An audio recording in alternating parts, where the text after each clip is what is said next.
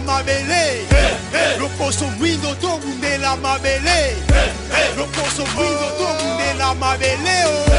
Lokoso mwindo to bundela mabele. Bundele mato bundela mabele. Bundele mato bundela ekolo. Baindo,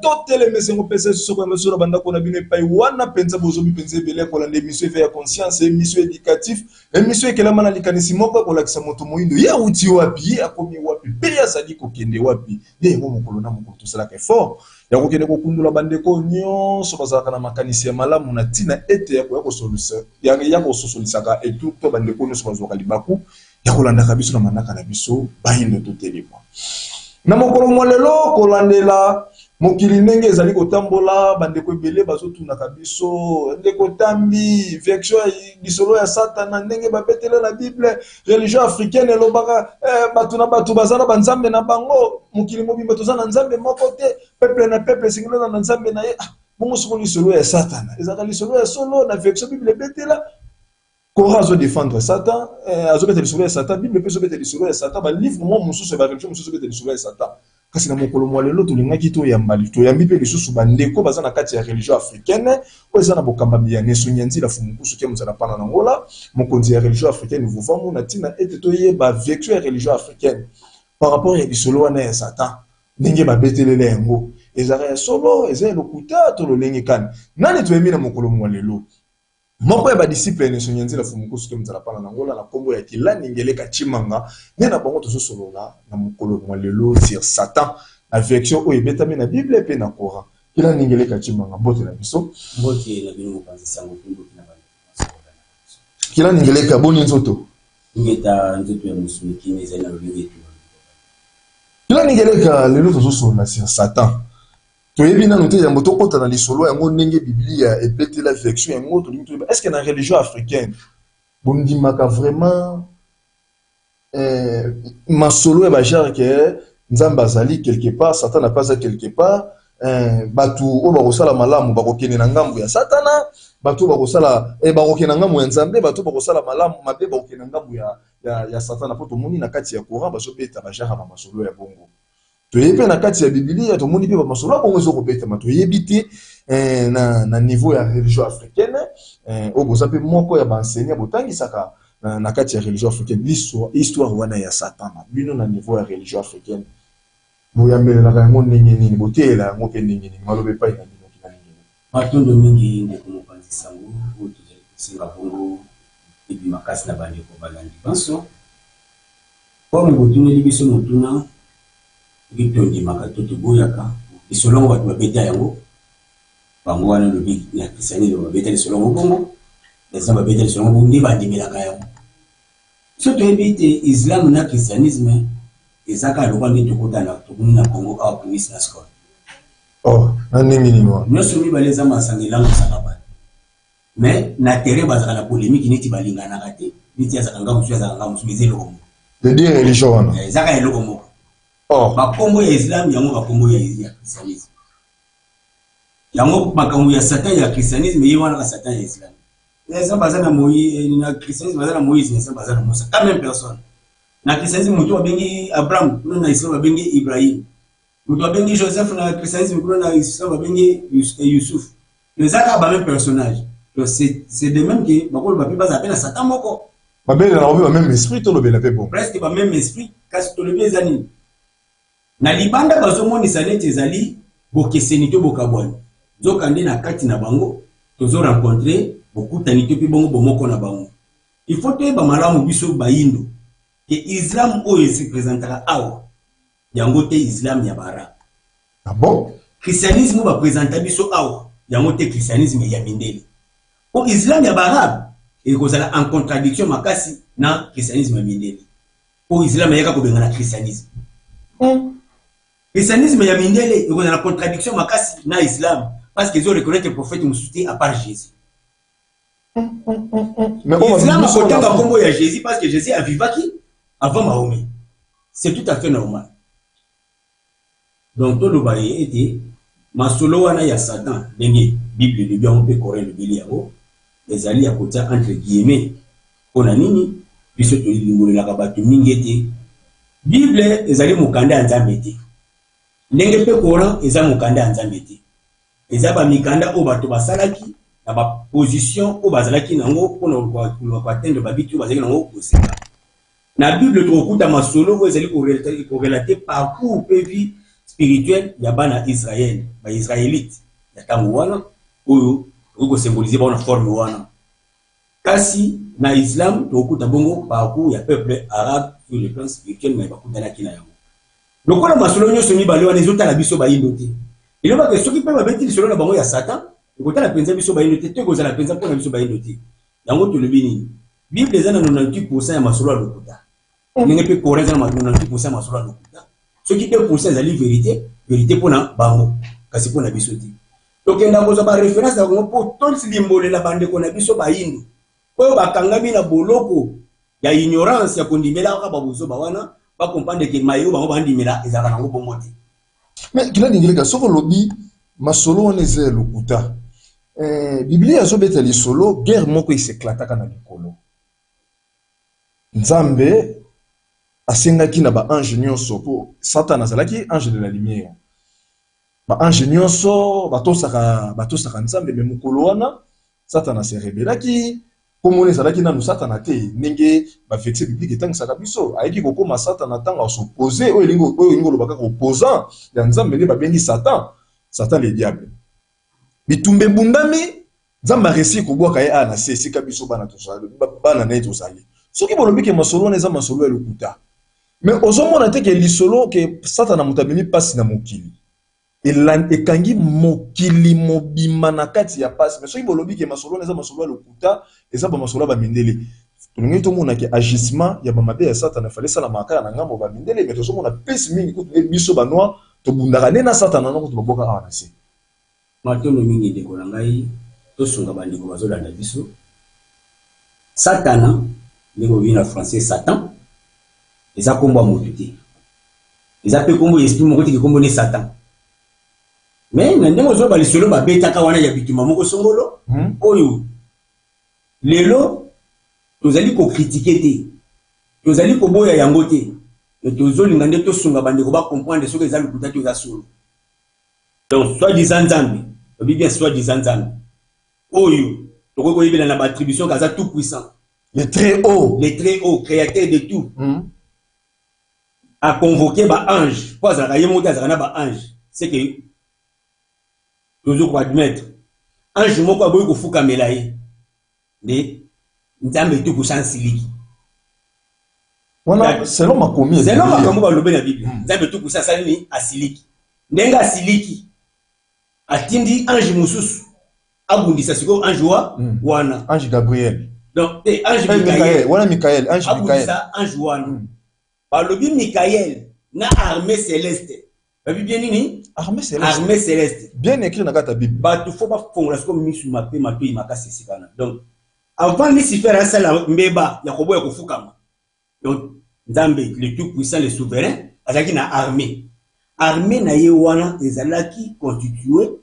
na likanisi nini te azali na armée te balobi tangu kaka Lucifer kasi tangu a désobéir ba télémisi général des armées na armée céleste pour ba combattre yi siko armée wana et salamaki avant désobéissance ou après désobéissance soit salamaki avant désobéissance to mituni mutuna Nzambe azali kobanga nini pour lelo Congo ezali na armée pour na kobatela ba frontière pour na kobangela attaque ya banguna ko Nzambe azali na armée o ya tchaki en place ibundisa Lucifer tina ya armée ne kilamaki na likanisi nini azali ko envisager menace nini extérieure où il fallait se préparer déjà les babaké qui veulent la se préparer à la guerre. Alors préparer guerre na prévision nini. Eh bien que ça quand moi obima. Les années est-ce que tu font la makanza ba. Yoka lisu ba lobini. Michael a bimisi épée. Parce que yon tuna no mutuna. Michael azali ange. Il se fait pas azali ange. Si koni nezo le baké, Michael il faut bimisa épée pour akata ange mususu mapapu. Donc ange ba kana mapapu. Ange ba zakabana banani. Ça c'est yema. Donc on ngoli la ba tu vas comprendre lelo. Ange na lingala mususu comme et na français mususu ezaka esprit. Na lingala molimo. est-ce que molimo pour se déplacer azana posa mapapu ndenge ndika azana posa mapapu pour se déplacer balobi akataki mapapu bitumezaki makasi akataki mapapu c'est clair na yango ndenge akataki mapapu do mapapu e permettre kabaza na likolo yango ça nini akoina na si na yango nzamba lobi boye malheur à vous habitants de la terre parce que Lucifer a nini akite ni bino na kanda makasi to supposer que Lucifer azaki akoma ki menace makasi pour nzamba olenzamba linga ya ligoté na kitu puissance na toute puissance na ye abundisi alongolier vulnérabilité ko menacer kuna na soit disant lola asa nini atike libiso ba to za ku plus vulnérable atike biso Lucifer on a sec pour ba ke malheur na bino ya ko tata moko noke côté libana na ndako bi ma passe na biro bana na ngane no ba côté libi bon raisonner makambo la soki makambo le koza ekoza kuera pour makambo solo na que sino ke makambo cha entre guillemets. Donc loba nzambe abokaka satana ana se Lucifer et pas esika biso bana neto zali ezamba masolo moko to loba to koyi ko ndima ko to yango to soki bo moto ezali kati soki on réfléchir bien faut mona nzambe wana zoba kinani soki on réfléchir musika soki nzambe agir na forme wana se kaza zoba soki nzambe azazoba te seke les sur la likuta nzambe tata donc ngele bato no so bandinga ni solo wana kilani ngele ko so ba ke basaka na kati ya lokuta des milliards de personnes to bandi malamu ange moko kombole Lucifer à désobéir na ordre établi il y a le tout puissant créateur le tout puissant créateur a tomboli ange muso abi beaucoup ni c'est pour à se rébeller asali mabe ba je so bandi ko bundise pourquoi bundise faut ça faut pas ligoter pas punir rien mais qu'on a c'est ça rébellion na ekuna iska bango bazali na toute puissance na bango parce qu'il faut pas déchoir na mapapu le bakate mapapu pour permettre que azala na bango iska basa nde wana kweli batu na moki tango akweli batu na moki ole balo bakeko toki to na to batela batu so babini malheur na bino batu na moki ya moki o ya kite bino na kanda makasi soto ki na logique na bino kilani ngeleka na ndenge biso to senga ka intervention ya nzambe poto bundisa satan to lo babitumbana to kotika la kolonga yango te na ndenge bozolo belela bo wana batu basala ka bongo eza lokola pour chaque jour du lundi au dimanche nzambe sala sunga biso to kangi satan to lié to boke bisika bikauka ba masolo na beta maka so ndenge na ndenge bolobeleli awa so to landi logique on sait que biso to kotika la kolonga so satan te batu basala ka bongo bazali lokola mboa wazotala kitalatala azokangi lilingi na kitalatala. Ah bon? Donc tu ne sois bundisa ka satana liaka boka ke bisika bikauka aza lokola mboa oyo azobundisa lilingini na kitalatala. Na mona déjà genre image moko bombo azokanga penza tomboki. Donc yango na ka ko ndenge yo ko bundisa loko mo bo lisolo na ngona no eza incohérent. Ndenge to limbolele zaka pour comprendre que Satan a forme balobela ka wana Satan azala raté. So qui forme wana azala raté. Mais lelo bato bazo vivre na kati ya passe. Mais lelo na vie actuelle ozomona bato bali ko nyoko. Mutu moko azoboma bato, musozo boki na baninga maladi mabeza na kati ya société. So na logique des choses to kolo banana azali à la base. Ko bolobi ke Satana ba masolo Bible petit eza masolo moko elokuta existaka na été. Siko soka existaka te. Nani azali à la base ya ba mabe nyonso oyo biso ba nord ozomona awa. Matonyo mingi pona mutuna na bino biso banwa soki tozomona pasi tani ya mwana mfoti za ya biso na ndenge toboyi koyoka mongo ya tata mokeli oyo elingi kango na biso na pasi yango likoloba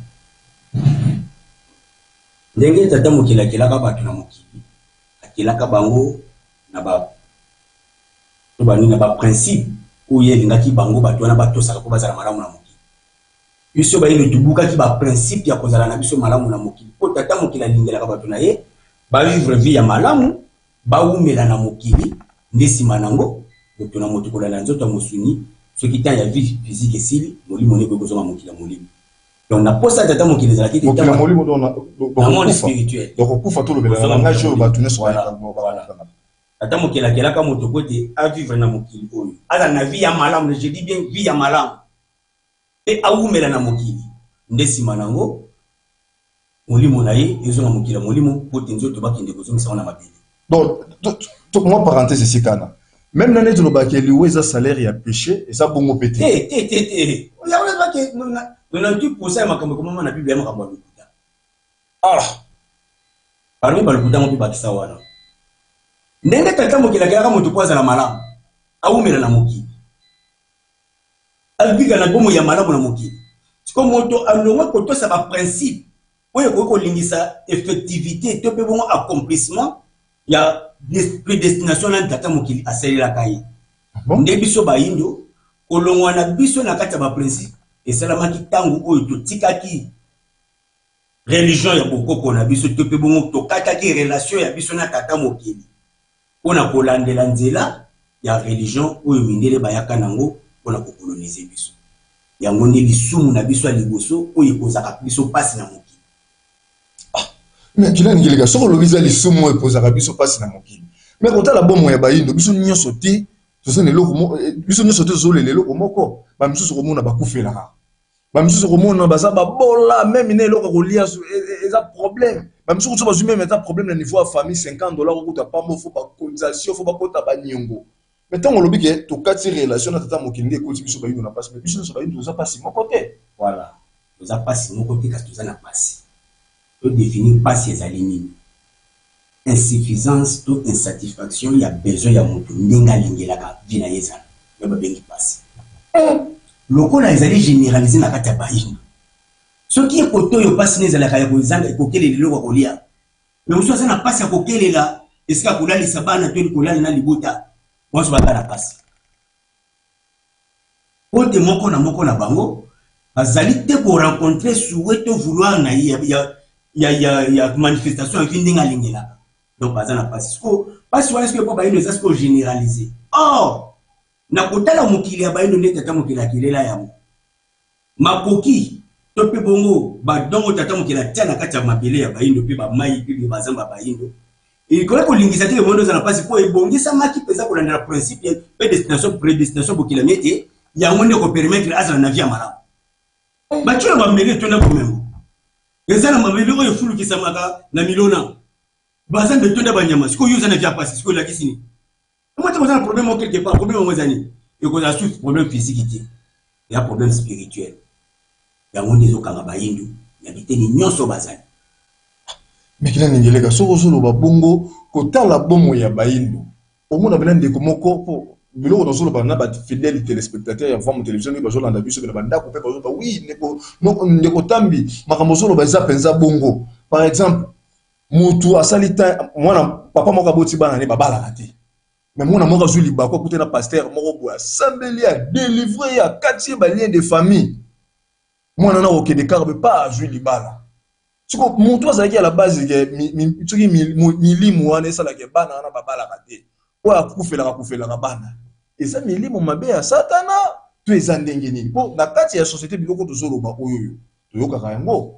Donc nous ressemblons tout cas tabalé de famille pour ne loko boye to pour na satana tout fin les autres qui fin de l'année boye satana pena télé makamaka si beaucoup mona ba malade yaka mingi liwa pe yaka mingi yango mona ka batu na décembre baluka kosambela mingi po batima na babima bako ya tina motambo ya satana nyonso wana kila ningeleka tango bozo ke nokobo yango me ofandi pe na bisuka na kati ya mokili yango pe na kati ya mboka yango bomona ka yango. Bon, tout le monde est là-bas, tout le monde est malade.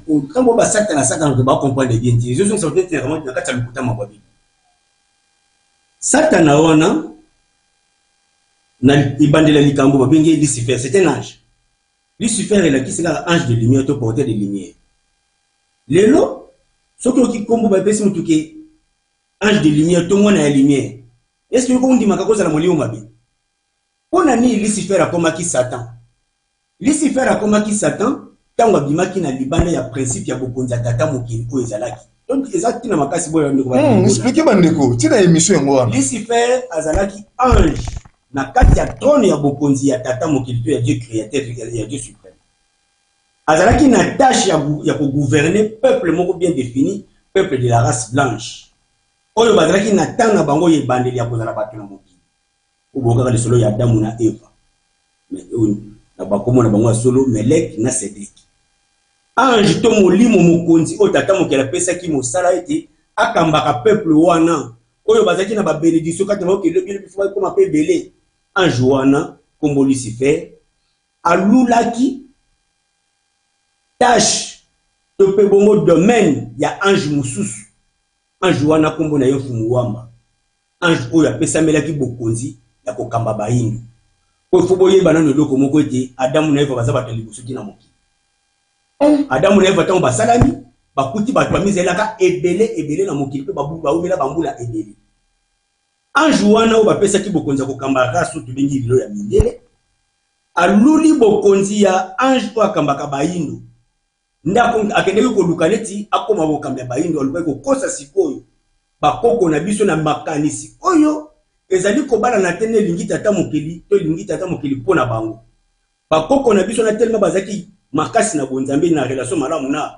mokonzi na bato ange akambaka bango Fumuwamba bayambaki makanisi ya Lucifer te déplacement wana ndeka lulaki bokonzi ya buninga na ye ange yango ezalaki etangamela ye Lucifer mbeba kuna na monde spirituel. C'est à partir de ce moment-là que balongolaki attribution ya ba ange que c'est la sainteté, pureté, il y a comment qui sont maléfice, a comment qui bon impureté. Donc le contraire il y a oh non ce c'est là qui tata mokeli na ba ange na ye na contraire na yo yango comme ange comme ange du mal, les calomniateurs, les destructeurs. Donc comme ange du mal pour te alongwe na ligne de conduite. Oh, ange ne se base la canne pas créé il faut baser la soumise à ordre établi. Il y a quelqu'un qui doit briser ordre de côté d'échéance naïe et salamaki. Moi parenthèse, c'est que biso na ba mindele to ça ba même esprit tening bozo. To ça na ba même esprit te bato na bato ndenge bozo mona tokese na balokoso. Esprit na biso pe keseni. Bato bato na ba esprit na bango o ekambaka bango.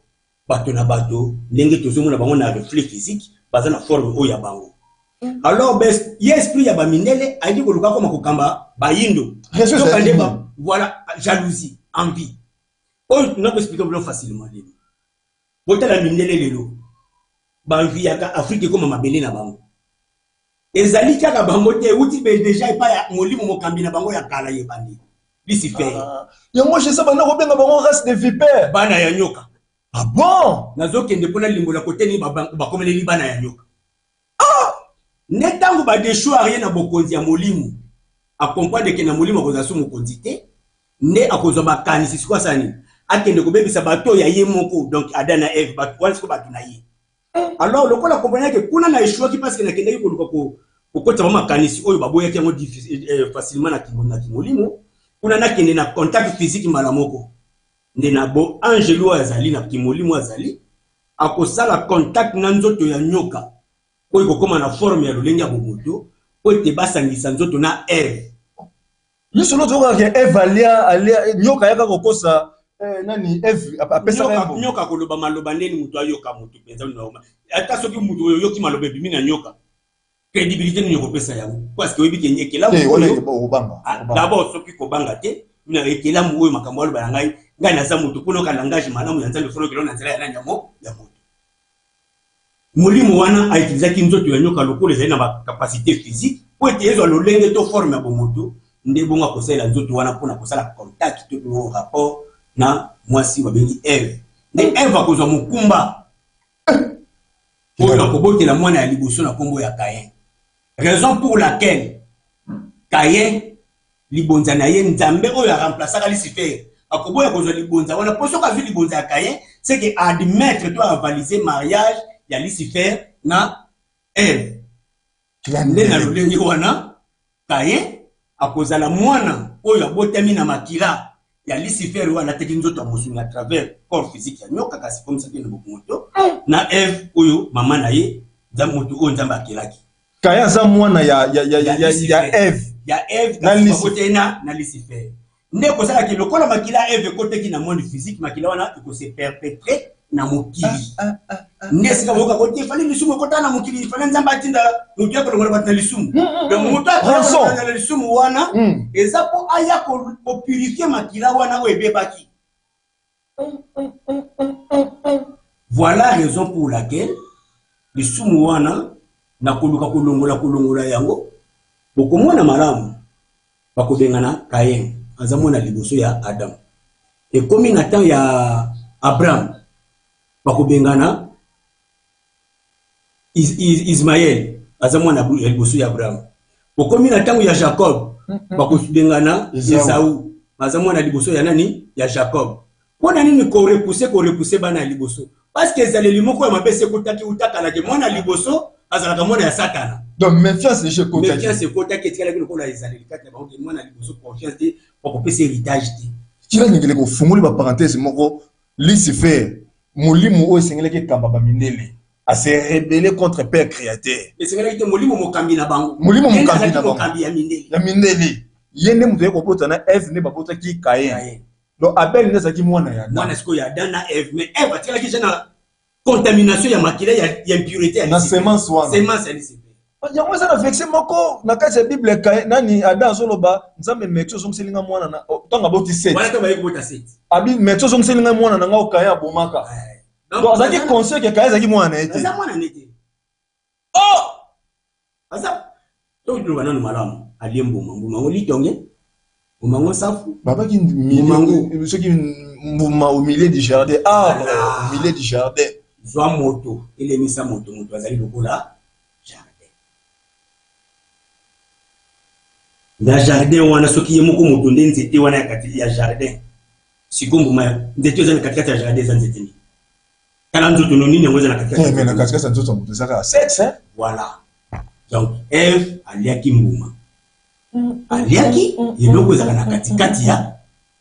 Yango bazo akomaki ayebaki mabena malamu. Biso awa tobokola kabana. Tangu nini koloba ke mwana oyo ayebi mabena malamu. N'espèce soki so akotna mokili akoyeba mibali na basi. Akomi ko tubo na osokola na miso batu. Akomi ko ka sondi. Tangu bayebisaki Eve ke yoko okela batu. Sima kolembo masaki nini? Akomi ko okela batu. Asa bota kiti. Donc vous me boti epesa ki mukumba. Ba téléspectateurs bozolanda biso na manaka na biso bayindo to telema. Neto lobaka te forme télévision chaîne ya bonsomi et kaka na be émission oyo kola musa makanisi ya batu. Tout ça ba disolo ya Satana. Tondima ba masolo moko o to yebi mutuna makolote. Mais grâce à forme télévision ils ont permettre biso to banda koyeba kina ningeleka tango lobi comment ça n'était ce que mutuna na biso na biso ezalaki ozo to kendeki ka ko limbola poto ya ko shiter na mutuna côté basi ya batu soit disait ou ta ke pas les to ça ni sikana kila ningeleka tango tozo ba parenthèse potango bokoya ko kine ko shiter bo to so bandeko bazolanda biso bolobi Lucifer mtazalaki destiné pour akamba lokoso pembe yo to bengi les diables les satan les diables Lucifer siko lelo tozomona kombo ya Yahweh eza dominé to bani Yahweh azali remplaçant ya Lucifer mais Bible zo beta lisolo mo beke Yahweh so se déclarer que yazali père créateur Yahweh vous a père créateur c'est un ange parmi les anges to le but tata mokeli azana nguya pe azana bokonzi na ye oyo ezangi ezinga azingela bibona ba ange ebele à part mindele bato bayindo bazali bato ya lokoso mosaka bazali bato na bato ndeto molika baona ba forme bokeseli sur le plan spirituel na dimension spirituelle bazaka na ba esprit na bango ndé lokola bokonzi atata mokele ezali bien hiérarchisé akota bato na bokambe ba esprit na bango oyo e bazaka esprit supérieur bazali kola ba esprit nyoso ya bato wana to Yahweh le numito azali ko nenga remplacer Lucifer azali esprit supérieur ya balokoso pembe. Donc Lucifer azalaki titulaire. Pour comprendre que pour comprendre malamu. Le quoi Lucifer azalaki titulaire ça azalaki na puissance koleka Yahweh. Oui, Yahweh ko ça que na bitumba nyonso o Lucifer abundaka na Yahweh na ba période pe époque nyonso. Souvent Lucifer azalaki ma vainqueur parce que azalaki na ba atu ya makasi koleka Yahweh. To pesinda kisa. Yahweh a un corps physique. Na nzela ya belle. Lucifer na corps physique na Caïn na bitumba Lucifer abomi Abel. Ça veut dire donc Caïn azali Lucifer dans monde physique. Wana Caïn. Abomi nzoto ya ezaki na makila ya Yahweh to na molimo ya Yahweh. To pusani. Jacob a échappé de plus belle parce que soit traîner qui ils nga bomai. Yamba kimisi. Yeko koma na tangu ya Moïse eko balobi ke na liwa ya Moïse Lucifer na ba ange ba welela nzoto ya Moïse nikai baba ndiko welela nzoto ya Moïse ba welela nzoto ya Moïse pona ni Lucifer a réclamé qui est Zanakati à Moïse. Yahweh a réclamé qui est Zanakati à Moïse. En conclusion, Moïse Okokota. Conclusion dans Moïse Guinée. A Okota te a promis. A Okota qui te a promis. Okota te a promis. On a des conséquences pour beaucoup de monde qui étaient Baweli la Kinzo. Pourquoi faut Baweli la Kinzo? Parce que Moïse a dit que la semence fait, il y a qui Lucifer et ça n'a Yahweh. Donc si les sous Mosika, le commune attend ya Jésus. Jésus le rôle azali Yahweh incarné. Ah bon? Aye pas le lisumu oyo Lucifer a saini. Akoti seki na makila na bango. To ti ba ba ko fela mo licence na ngonde yango yo. Aye pas le lisumu oyo Lucifer akoti seki na mabindeli. Na libota na bango. Libota na bango.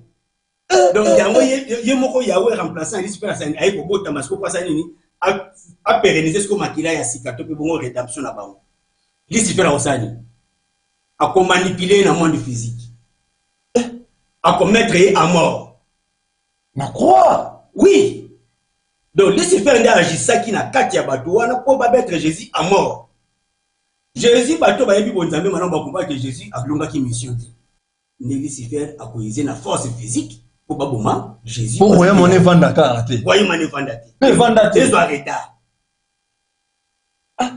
Jésus a saigné, a changé forme à mission. Beaucoup de gens se souviennent sur mon kilo, beaucoup de gens comme Yaliko. À côté qui Jérusalem n'a trouvé un phénomène.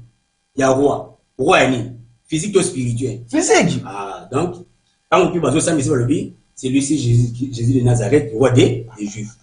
Matthieu 27, 37. Qui n'a ni ka. To zongi siko yesika mutu me vandelela ki. Nyonso oyoyo. Nini bo démontrer à to bati pe to likete ba téléspectateurs parce qu'on a besoin pour comprendre que ezana ba masolo moko pena mundele akosa biso na nini bozolo belela na sikoyo pasi yango biso tozomona siko to ko attribuer yango pa nani a olobi ke satana ngo sikoyo ezana ngo ba masolo fabriqué par le poso pe siko pasi biso tozomona to ko attribuer yango pa nani pasi ke côté la ki le poso pe mbeza Lucifer mutu akumela ki bango libunga biso pasi côté biso ba bakumeli biso ngo za nindeli. Donc, biso de Robinga, quelque part de Robinga que Bamindele Bazali loko la belle Lucifer pas na biso. Et Baza loko la te. Baza bat makila Lucifer. Baza makila Lucifer. Donc de fait, Baza ba Satan na biso. Donc ba jisaka na kanda nyonso. Satan alingela ka bato bola muté. Mindele balingela ba ndo baza malam. Na charge d'impérialisme vous ba que souci à maintenir ba yina éternellement na biso. Baza ba Satan na biso. Donc ceux qui te na pas physiquement cause première les amindele ba onde ba Satan. Spirituellement, côté de l'obaki, bon, biso to sani. Soutien spirituel, c'est ça qu'on a beaucoup, qu'on a biso to na bonzambe ya bako qu'on a biso. Donc, deux ont sa relation auto kataki, na tata mo kinanzela bako, bako qu'on a biso. Qui l'a nigélé ka? Malgré toujours chité, hein. Parce que moko pena na ba mission pena boye, na kombo ya Yesu, aso sala ba miracle. Satana kanga mutu aso so, to mona ngo pe bazo so. Bima na nzota mama obima. Satana na bisho bima. Na bébé, na tsaka na nzoto. Na pasteur wana lelo na niveau ba YouTube, ba TikTok, ba balandaka bango mingi, mutu so. Mama, est-ce que so na simba libumu? Ezo salo pasi wana ana kombo na Yesu Satana bima, papa na bidi, papa na bidi. Boyo kaka yango. Nini oyi kotalisa na bayo nyonso bandima ka ba makambo wana pe baza na foi na kombo ya kolo Yesu. Que ceux qui va couper na kombo wana un jour ba ko bénéficier na vie éternelle, mon be pas ina.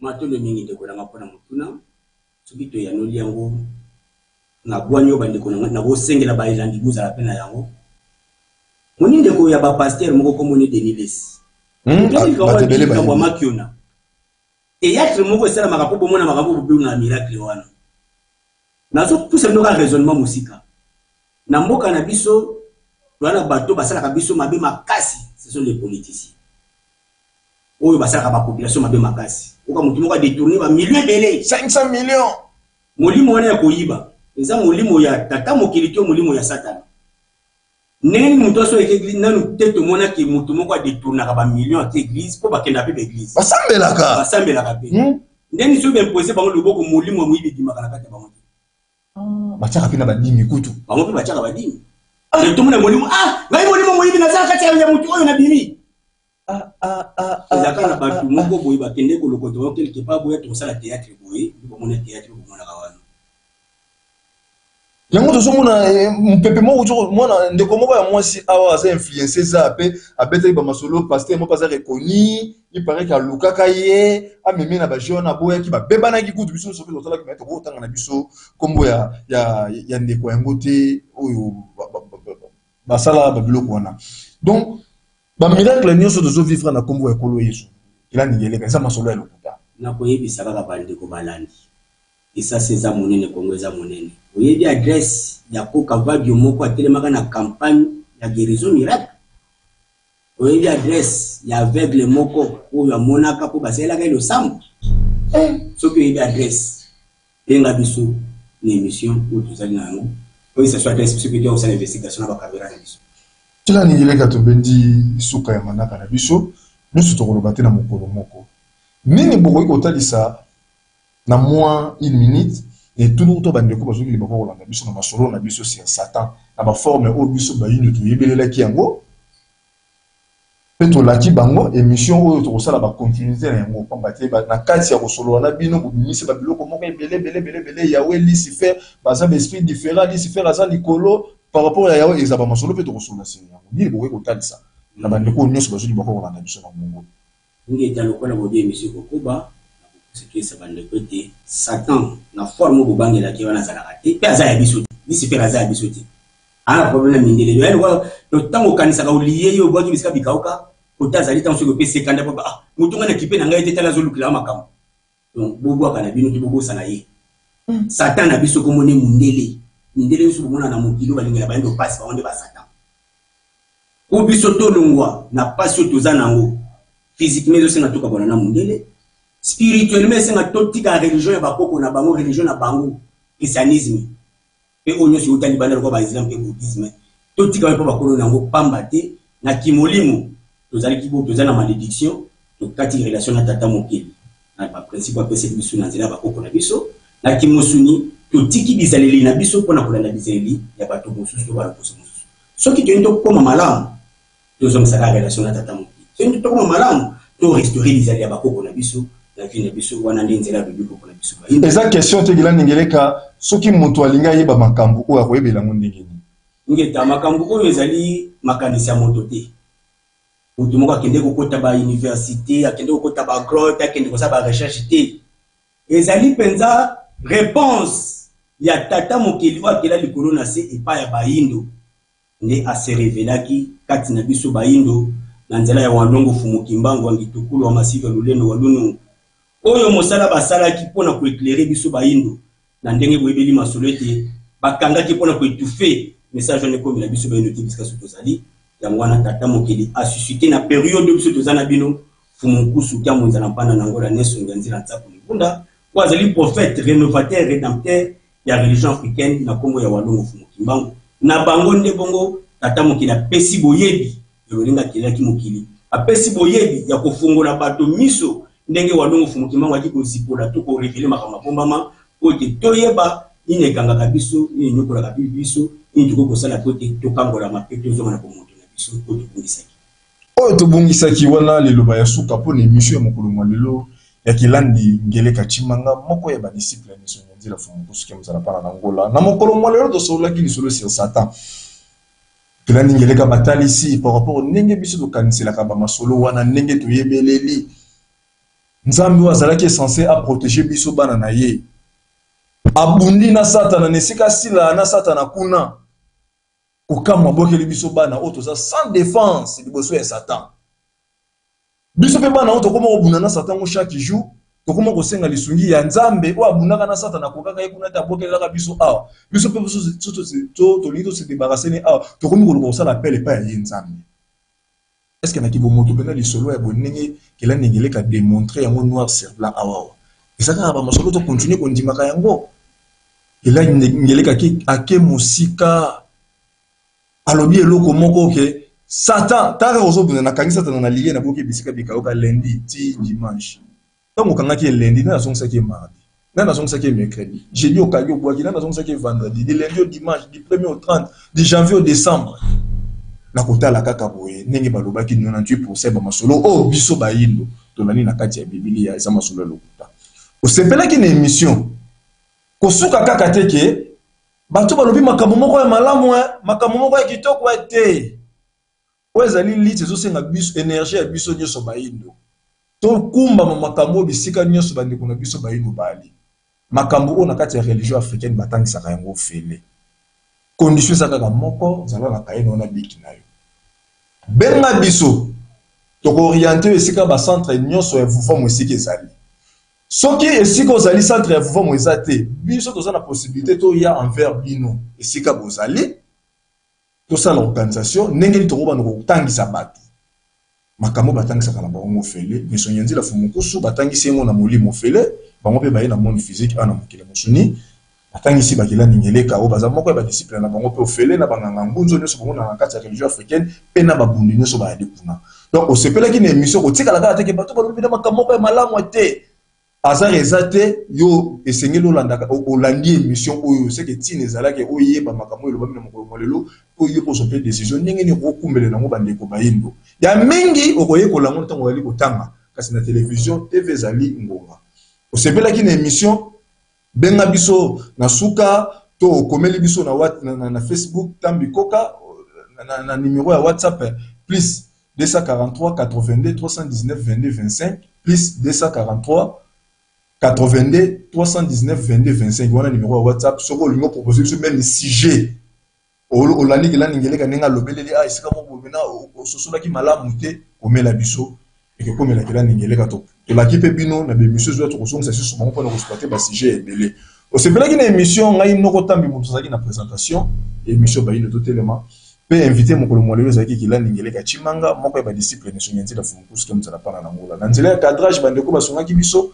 pour na émission mokolo molelo zaki na ndeko mbala mansadi la pe na dete kwaku o basongaki biso na nzela ya régie to salaki na ndeko ntimba pona nini te to mona mokambi noko ndobele botale ningwa dia kota ba assistaki biso na mokolo molelo to songisi pe matondo mingi epai ya DG na biso DG Bokiti pona nini te epai ya bango mei neso nyanzela fumukusu ke mzala pana na ngola neso nyanzela kimi ya tata mokeli balongo na bakoko eza na bino botika la brancher na manaka na biso bayindo to telema na kati na Vufamu télévision